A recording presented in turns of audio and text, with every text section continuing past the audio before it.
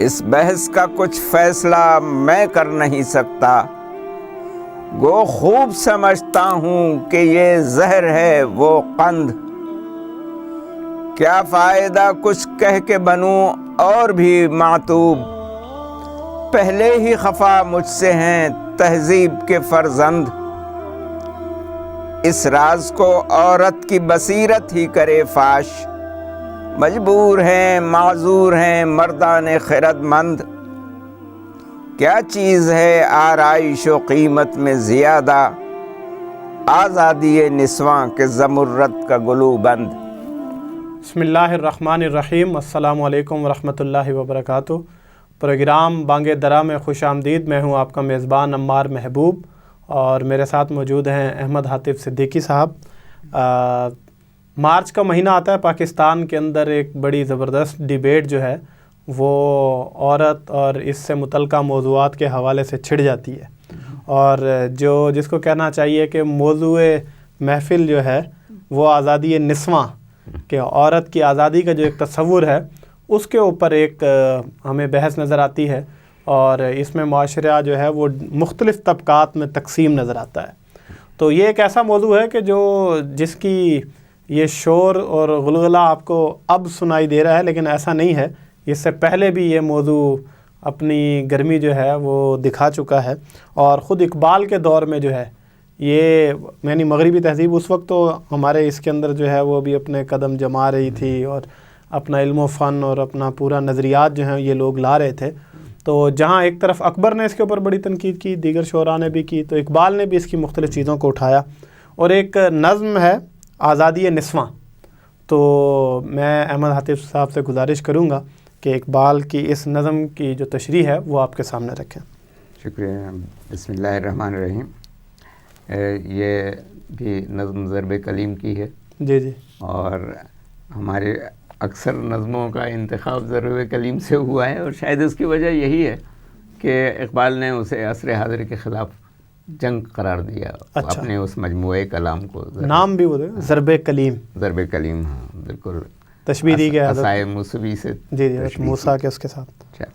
یہ آپ نے بالکل ٹھیک کہا کہ آزادی نسواں کا جو یہ مسئلہ ہے یا شوشہ ہے، جی، یہ آج کا نہیں ہے اور بہت پرانا ہے، اور یہ عظیم جنگوں کے بعد، جو جنگ عظیم اول اور جنگ عظیم دوم کے بعد اکثر ممالک میں، مغرب کے اکثر ممالک میں ایسا ہوا جی جی، کہ عورتیں بیوہ ہوئیں تو ان کی کفالت نہ معاشرے نے کی نہ ریاست نے کی، بلکہ ان سے کہا کہ تم جاؤ کماؤ اور کھاؤ کھلاؤ۔ صحیح۔ تو اس طرح ایک تہذیبی عدم توازن پیدا ہوا۔ جی ٹھیک ہے۔ اور جیسا کہ ہم اپنے اکثر نشستوں میں یہ بات کر چکے ہیں کہ اقبال نے مغرب کو بہت غور سے دیکھا اور قرآن کی نظر سے دیکھا۔ جی جی، تو اقبال کے افکار میں قرآن غالب ہے، صحیح، اور وہ ہر معاملے کا حل جو ہے وہ قرآن سے تلاش کرتے ہیں، اور مشورہ بھی یہی دیتے ہیں۔ جی جی، تو یہ نظم جو ہے یہ اسی پس منظر میں ہے، اور جس طرح آج لوگ تنقید کرتے ہیں تو اقبال پر بھی تنقید ہوتی جی جی، ہے اس جی جی، فکر کے معاملے وہ میں۔ نظر آ رہا ہے اس نظم کے اشعار کے جی، اندر جو تو ہے۔ پہلا شعر ہی کہتا ہے کہ اس بحث کا کچھ فیصلہ میں کر نہیں سکتا، صحیح، گو خوب سمجھتا ہوں کہ یہ زہر ہے وہ قند۔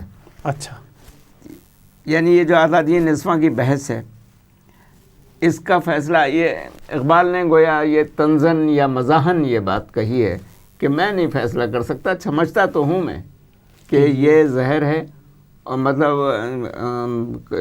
کڑوا ہے سمجھ لیجئے، اور یہ میٹھا ہے، یعنی یہ مفید ہے اور یہ نقصان دہ ہے۔ یہ اس بات کو میں سمجھتا ہوں۔ میٹھا، قند میٹھے کو یہ گل قند بھی ہوتا، ہاں، وہ گل قند جو ہے وہ گلاب کا میٹھا ہوتا ہے، تو وہ گل قند کہلاتا ہے، اور شکر قند ہمارے یہاں پھل ہے، وہ بھی وہ ابھی یعنی اپنی فطرت میں میٹھا ہوتا ہے، تو قند میٹھے کو کہتے ہیں۔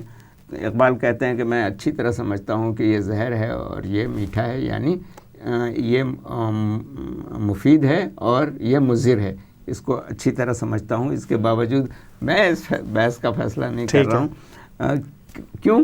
کیا فائدہ کچھ کہہ کے بنوں اور بھی معتوب. صحیح. معتوب وہ جس پہ عتاب نازل کیا جائے, غصہ جس پہ ظاہر کیا جائے. تو اقبال پہلے ہی تہذیب فرنگی پہ گہری نظر بھی رکھتے تھے اور تنقید بھی کرتے تھے, نقد و نظر.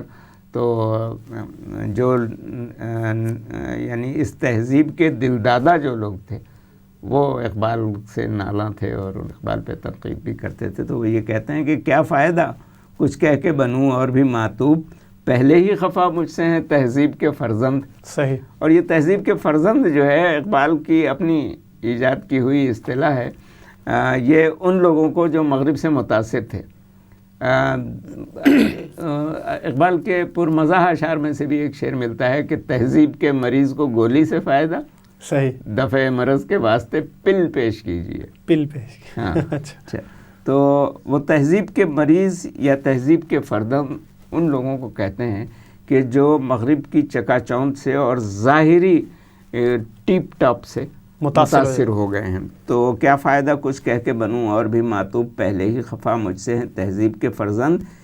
اس راز کو عورت کی بصیرت ہی کرے فاش, مجبور ہیں معذور ہیں مردان خرد مند. صحیح. اچھا, اب یہ انہوں نے گیند جو ہے وہ اس کورٹ میں پھینک دی ہے کہ عورتیں خود غور کریں اور ان کی بصیرت یہ فیصلہ کر لیں. بصیرت جو ہے ان کی فہم یہ فیصلہ کرے, اس لیے کہ مرد جو ہیں یہ وہ مجبور بھی ہیں اور معذور بھی ہیں.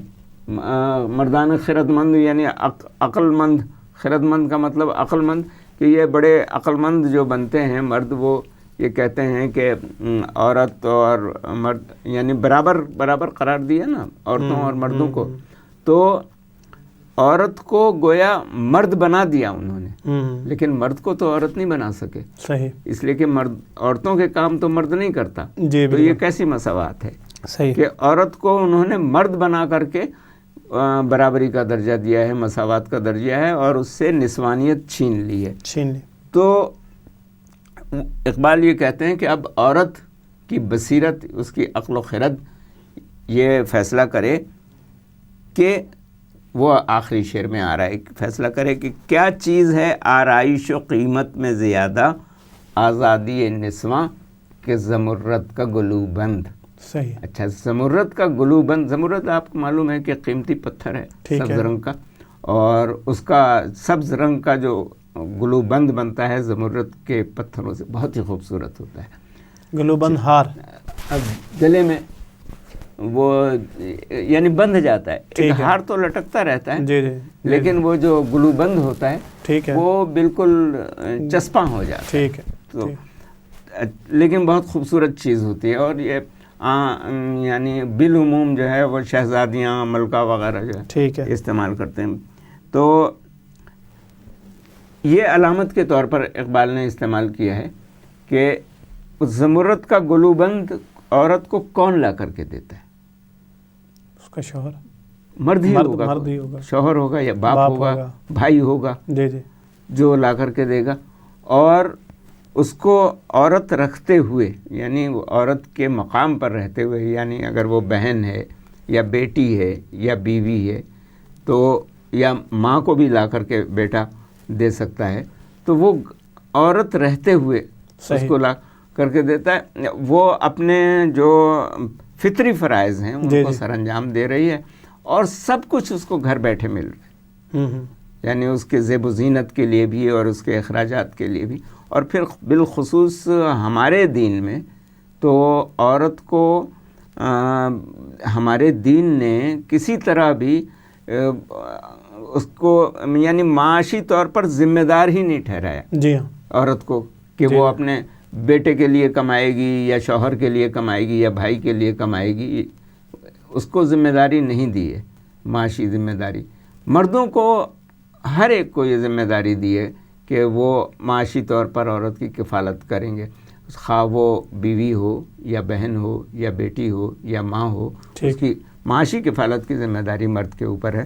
تو یہ کہتے ہیں کہ عورت اب خود فیصلہ کر لے کہ کیا چیز زیادہ قیمتی ہے, آزادی نسواں اسے کوئی فائدہ پہنچا رہی ہے یہ زمرد یا گھر بیٹھنا جو ہے نا اس کی نسوانیت جو ہے، جی جی زمرد کا گلوبند علامت کے طور پر استعمال کیا گیا، نسوانیت کی علامت کے طور پر، تو اس کا جو نسوانی مقام ہے وہ اس کے لیے زیادہ فائدہ مند ہے، یا جس چیز کو آزادی نسواں کہا جا رہا ہے، اور یہ نہیں معلوم کہ یہ آزادی کس سے حاصل کر رہے ہیں، ٹھیک. اچھا باپ سے، بیٹے سے، کس سے آزادی حاصل کر رہے ہیں. صحیح. جی احمد صاحب، اس میں ایک سوال جو یہ آتا ہے ہمارے سامنے کہ مطلب ایک تو یہ ہے نا کہ آزادی نسواں کا وہ ایک تصور ہے کہ جو نہ تو ہمارے معاشرے کی وہ روایات ہیں، نہ ہی وہ ہماری خواہش ہے، بلکہ وہ باہر سے آنے والی تہذیب کا ایک دیا ہوا تحفہ ہے جو زبردستی ہمیں پہنانے کی کوشش کی جا رہی ہے، جس میں میرا خیال میں آزادی نسواں کی